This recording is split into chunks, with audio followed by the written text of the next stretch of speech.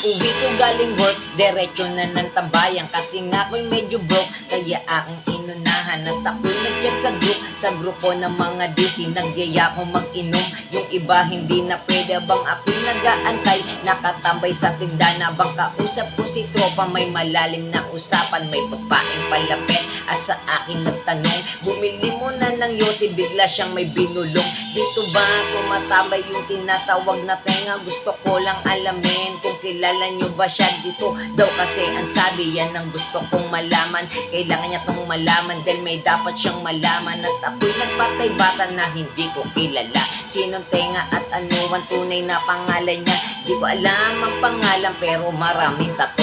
Yan ang binigay na info at dito siya tinuturo. At ako'y napapaisip kasi siya'y aligaga. Para bang natatakot na parang merong banta. Eto na nga,